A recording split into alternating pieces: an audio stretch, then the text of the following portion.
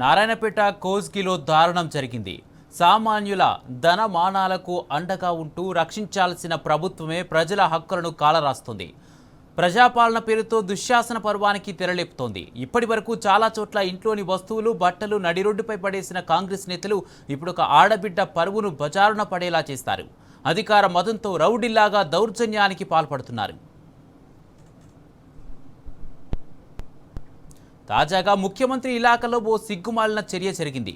కోస్గిలోని శివాజీ చౌరస్తాలో రోడ్డు విస్తరణ పేరుతో పలు ఇండ్లపైకి కాంగ్రెస్ ప్రజాప్రతినిధులు, నాయకులు బుల్డోజర్లను పంపారు.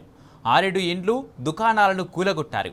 బుల్డోజర్తో సాగించిన దౌర్జన్యకాండలో ఓ మహిళ బాత్రూంలో ఉండగానే ఇంటి గోడను కూల్చివేసి వీధి రౌడీల్లా వ్యవహరించారు.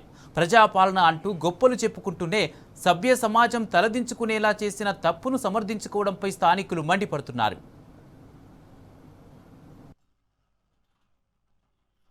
కోస్గిలో కూల్చివేత ఘటన తీవ్ర ఉద్రిక్తతకు దారితీసింది. ఉదయం నిద్ర లేవకముందే పేదల ఇండ్లపైకి బుల్డోజర్లు దూసుకొచ్చాయి. కోర్టు స్టే ఉన్నప్పటికీ ఇండ్లు ఎలా కూల్చుతారని బాధితులు ప్రశ్నించారు. ప్రజాప్రతినిధులుగా ఉండి రౌడీలాగా విచక్షణ కోల్పోయి ప్రవర్తించడంపై నిలదీశారు. మా ఇల్లు కూల్చొద్దని ఎంత వేడుకున్నా నాయకులు, కౌన్సిలర్లు వినలేదని, మీరు ఇంట్లో ఉన్నా కూల్చేస్తామని బెదిరించారన్నారు.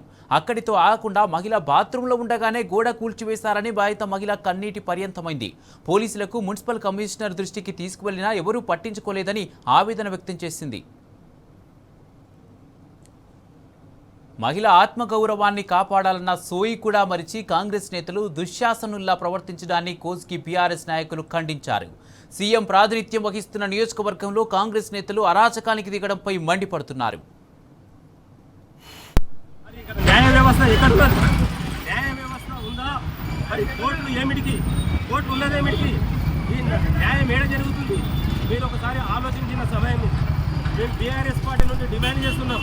కోర్టు పరిధిలో ఏదైతే ఉందో వారికి నష్టపరిహారం ఏ విధంగా చెల్లిస్తారు? నష్టపరిహారం ఇవ్వాలి, వాళ్ళని ఆదుకోవాలి.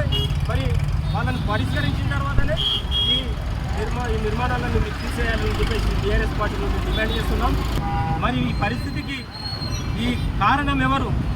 అధికారులు ఒక్కడైనా ఉండడం, అధికారులు ఇవ్వలేదు. ఇవన్నీ నిర్మాణాలని తీసేయాలి, రోడ్డు వెనక్కి చేయాలంటే అధికారులు ఉండాలి. ఇక్కడ అధికారి ఎవడున్నాడు? అధికారి ఎవరైనా అధికారులు కనిపిస్తున్నా? శ్రీరామ్ అధికారులు